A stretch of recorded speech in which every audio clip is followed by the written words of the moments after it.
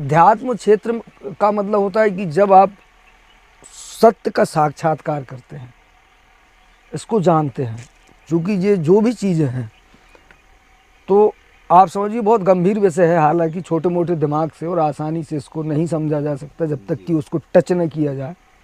हल्का सा भी अगर किसी ने टच किया है उसको कहीं से भी तो उसको समझ में आएगा, उस पर प्रतिक्रिया होगी नहीं, और जब प्रतिक्रिया नहीं होगी तो वो कर्म करते हुए भी कर्म रहित हो जाएगा, उसके ऊपर कर्म का प्रभाव नहीं होगा। और ये स्थिति एक सामान्य व्यक्ति के जीवन में तो नहीं आ सकती, इसके लिए योग की ज़रूरत है, योगी की ज़रूरत है। कोई योगी हो सकता है, कोई योगी ही हो सकता है, पर हाँ निरंतर चिंतन मनन, अगर आदमी सवाल करना जानता है, सोचना जानता है, चीज़ों को खोजना जानता है, अगर वो अपने आचरण और व्यवहार को देखना जानता है। जय जय भैया, जय जय जय जय जय जय। बड़े सौभाग्य हमारे के सब लोगों के दर्शन, आप लोग जन के दर्शन हो गए। अरे यार भैया, सौभाग्य हमारे यहाँ कि आप आ गए, हम तो इतने हते ही इत्तेफाक से भैया आ गए, आज आप आ गए।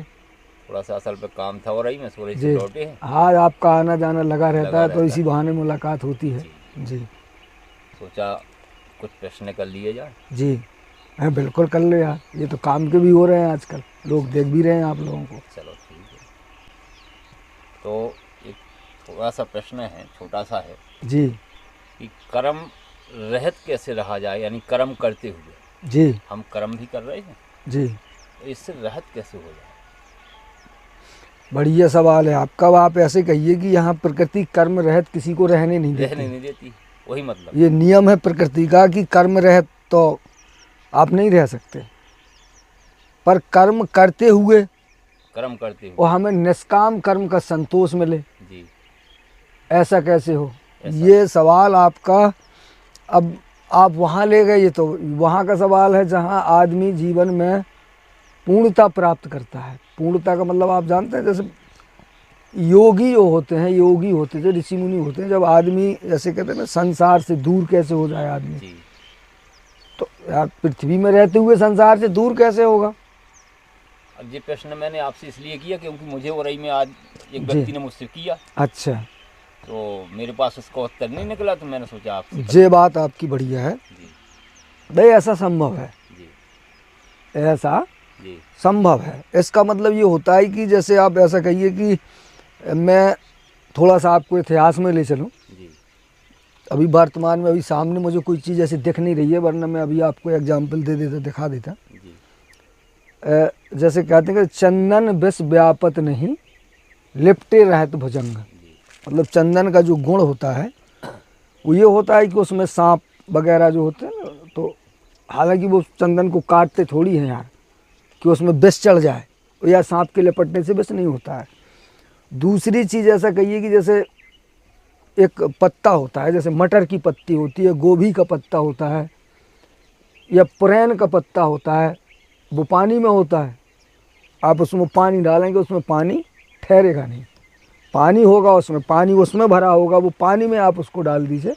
जैसे आपके पास मैंने गोभी का नाम इसलिए लिया है क्योंकि सबके पास पुरैन या लोग नहीं जानते उसको, तो गोभी सभी लोग खाते हैं, जैसे बंद गोभी खाते हैं लोग, फूल गोभी खाते हैं। तो कभी भी आप फूल गोभी के किसी पत्ते को पानी में डालिए और उसको निकालिए तो वो पानी को नहीं पकड़ेगा, उसमें एक अजीब किस्म का पाउडर होता है, वो पानी को नहीं पकड़ता है, और उसमें पानी होता है, पानी है उसका भोजन है, पानी है उसका जीवन है।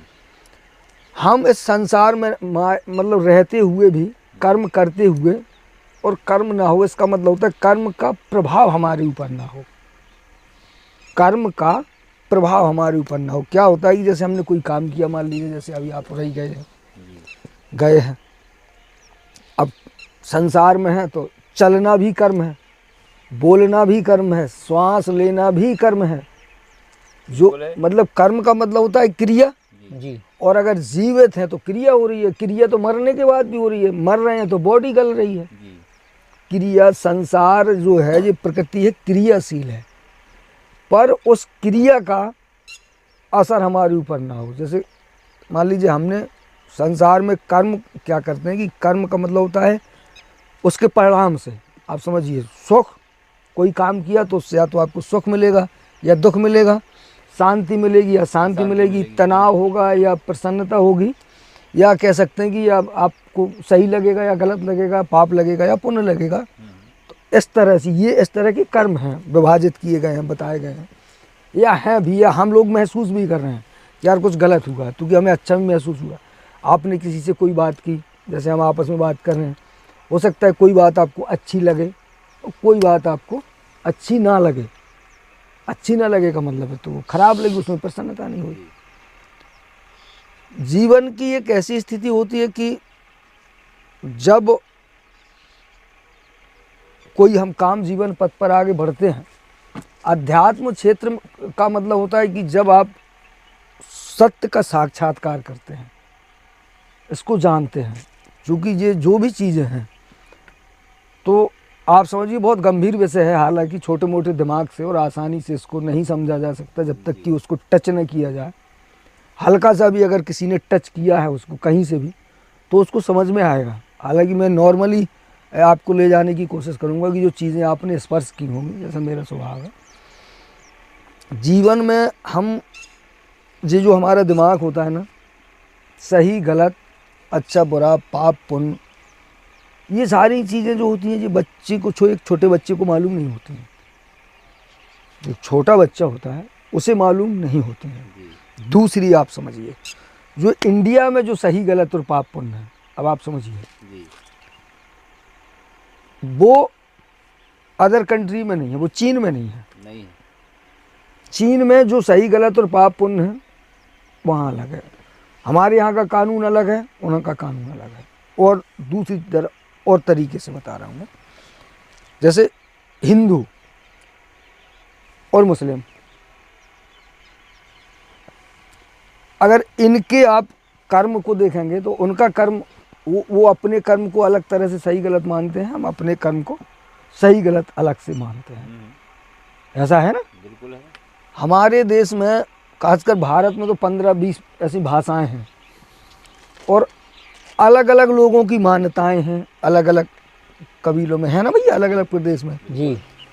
तो अलग अलग मान्यताओं में लोग अलग अलग तरीके से जीते हैं। अगर उसमें आप इसी कर्म को देखेंगे तो आपको अलग अलग कर्म और अलग अलग चीज़ें दिखाई दे जाएंगी।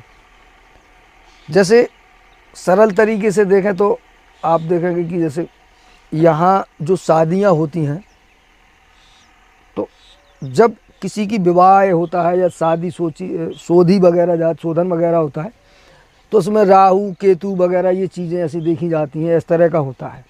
12 राशियाँ होती हैं, आप समझिए 12 राशियाँ हैं और 12 ग्रह हैं, ऐसे 9 ग्रह हैं। तो ये सब चीज़ों पे जब आप गौर से देखेंगे, इन्हें समझेंगे, तो आपको पता चलेगा कि यार ये सारी चीज़ें हमारे दिमाग में डाली गई हैं, ये प्राकृतिक नहीं है। क्योंकि अगर प्राकृतिक होती तो वो सब जगह समान रूप से होती। प्रकृति की कोई भी चीज़, कोई भी विषय, कोई भी वस्तु, जैसे मान लीजिए आप नीम खाएंगे तो यहाँ से वर्ल्ड के किसी भी व्यक्ति को खिला दीजिए, उसको सबको एक जैसी लगेगी, वो उसका गुण असर भी एक ही जैसा होगा। आप धूप में जाइए वो सबको एक जैसा लगेगा, अंधकार में जाएंगे सबको एक जैसा लगेगा, हवा सब जगह एक जैसी होती है, कोई डिफरेंस नहीं होती है। पर जो चीज़ें अप्राकृतिक और मनुष्य की बनाई होती हैं वो सबकी अलग अलग हो सकती हैं, आपकी अलग हो सकती हैं, हमारी अलग हो सकती हैं, अलग अलग परिवेश में अलग अलग चीज़ें होती हैं। इसका मतलब होता है, मेरा मतलब है कि सत्य की खोज, सत्य का साक्षात्कार। जब आदमी सत्य को जानता है तो उसके मस्तिष्क में मान सम्मान, अपमान, ईर्ष्या, द्वेष, बेमनुष्यता, घृणा, असंतोष जैसी चीज़ें ये उसके मस्तिष्क से अलग हो जाती हैं। ये चूँकि मन के प्रभाव हैं और वे ये प्रभाव वही हैं जहाँ तक बताए गए हैं। ठीक है, जैसे आप हिंदी में गाली देंगे, बंगाली को बुरी नहीं लगेगी, गारंटी है। वो बंगाली में आपको गाली देगा तो आपको बुरी नहीं लगेगी, इसकी भी गारंटी है। बट अगर आपने बंगाली पढ़ी है और उसने हिंदी पढ़ी है तो ये असर कर जाएगी। अब ऐसा क्यों होगा भाई? गाली तो गाली है ना, लगना चाहिए। लेकिन अगर थापड़ आप मारें तो हिंदी में मारो, बुंदेलखंडी में मारो, पाकिस्तानी में मारो, नेपाली में मारो, सबको लगेगा ही। ये रियलिटी है।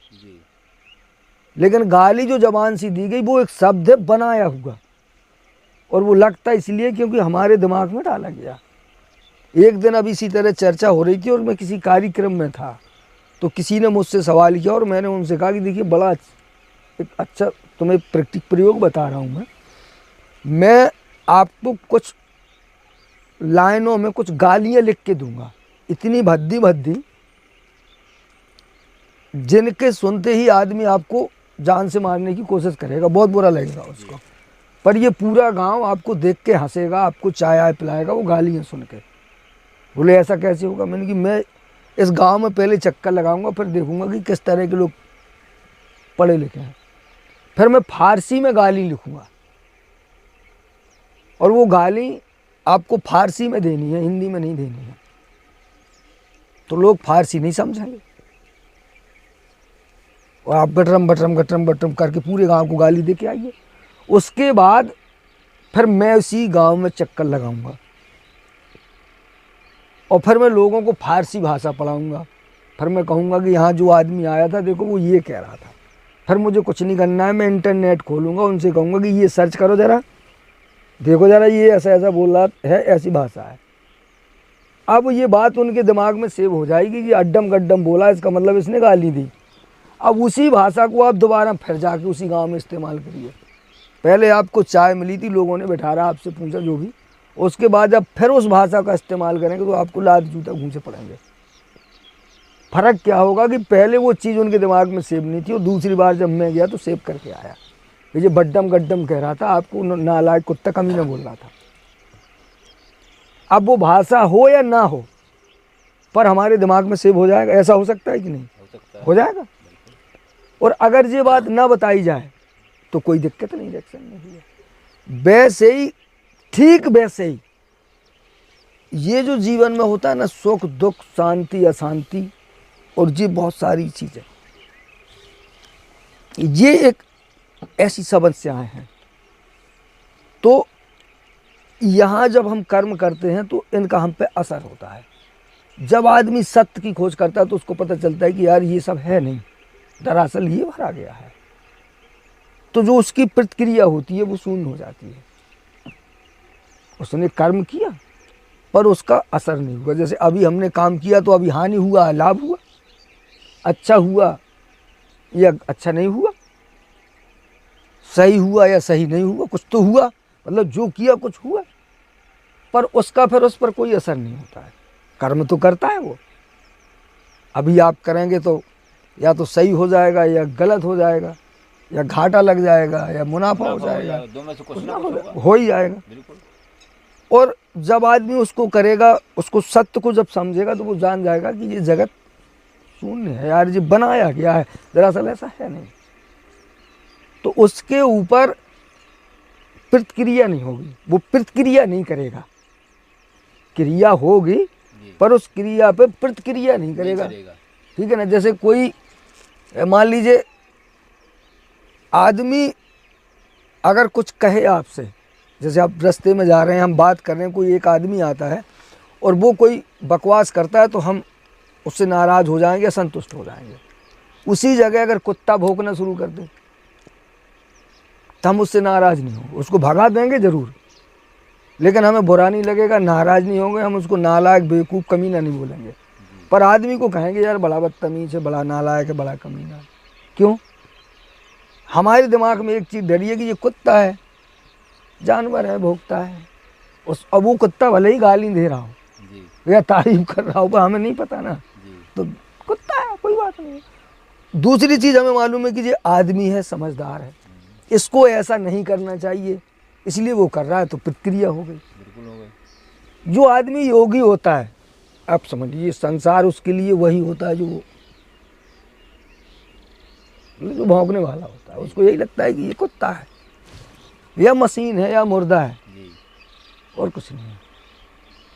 तो आप उस पर प्रतिक्रिया होगी नहीं, और जब प्रतिक्रिया नहीं होगी तो वो कर्म करते हुए भी कर्म रहित हो जाएगा, उसके ऊपर कर्म का प्रभाव नहीं होगा।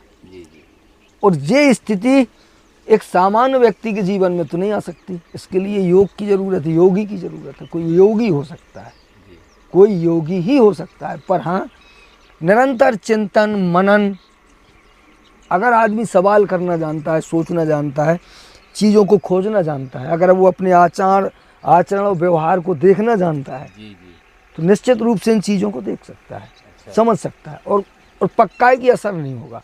उसके बाद हो सकता है वो भी गालियाँ दे, कोई फर्क नहीं। अब उसको मालूम है कि मैं क्या करूँगा तो ये क्या करेगा। अब जैसे हमें भगाना है तो कैसे भगाना है, क्या करना है, उसको हमें मालूम है। जैसे जो मनोवैज्ञानिक होता है उसकी हर हरकत सोची समझी एक नीति होती है, मतलब उसकी विचार।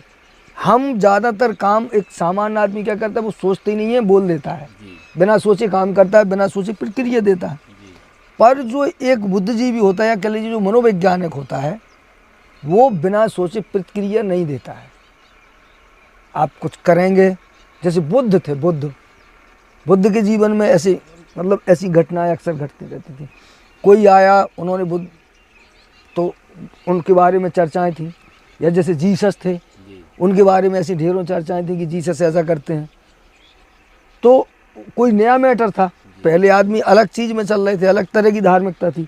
बुद्ध आए, बुद्ध को लोगों ने बहुत भला बुरा कहा, रास्ते में जा रहे थे, किसी ने उनको रोका और ढेरों गालियाँ दी। गालियाँ देते देते देते देते जब वो थक गया तो बुद्ध बोले हो गया, बोले हो गया। तो बोले अच्छा एक सवाल मैं आपसे करना चाहूँगा। हाँ बोले बोलो। बोले आप जैसे मुझे कोई चीज़ दे रहे हैं और अगर मैं ना लूँ तो वो कहाँ जाएगी? बोले मेरे पास रहेगी जब आप नहीं लेंगे तो बोले आपने जो मुझे गालियाँ दी मैंने नहीं ली, और बुद्ध चले गए। आपने जो 1 घंटे मुझे गालियाँ दी हैं दरअसल वो मैंने नहीं ली। आदमी का दिमाग फाउंस जी। बोले ये तो मुझे गाली दे के चला गया। आप बुद्ध ने कोई प्रतिक्रिया नहीं दी, उन पे गालियों का कोई असर नहीं हुआ, और उल्टा उन्होंने कहा कि जो तुमने मुझे दिया मैंने नहीं लिया, अगर नहीं लिया तो वो कहाँ है, वो तुम्हारे पास है। बिल्कुल बिल्कुल। तो बुद्ध कर्म करते हुए भी कर्म रहित थे, बिल्कुल थे। जीसस कर्म करते हुए भी कर्म रहित थे, बिल्कुल थे। लेकिन अब उसने जो गालियां दी, अब उस पर फिर भी पहले गालियां दे रहा था तो क्रिया कर रहा था जी।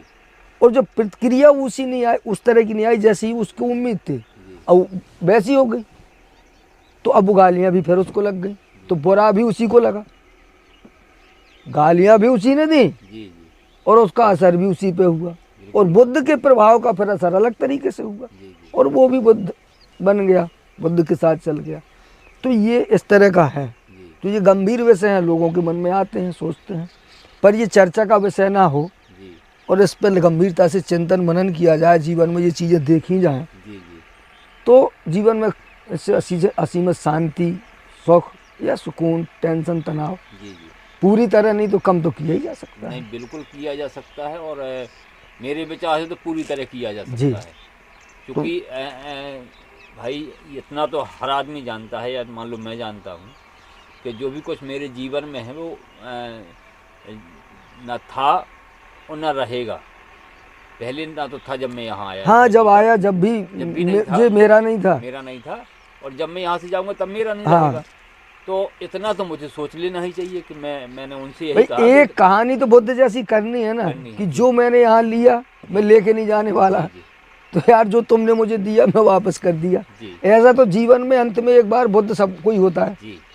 जब वो मरता है तो वो कहता है यार यहीं से लिया था, तुम्ही ने दिया, तुम्ही को मैंने दिया, मैं मर गया तो चला गया, सारा यहीं के यहीं पड़ा रहा। तो इससे एक और सीख मिल सकती है हमें जी। जैसे जो मैंने उनको उत्तर दिया था, जैसे मान लो सूर्य जो निकलता है ये कर्म रहित है जी जी, और सबको बराबर सूर्य रोशनी देता है, ये कभी अपेक्षा नहीं करता कि ये मैं सबको रोशनी देता हूँ, जी जी जी, मतलब उससे करता है, वो उसका काम है प्रकाश देना, उसका भी एक कर्म है, उसके बदले में उसे ना कुछ लेना है ना कुछ देना है, तो उसका भी एक कर्म है ना, कर्म है, वो तो स्वभाव है, स्वभाव है।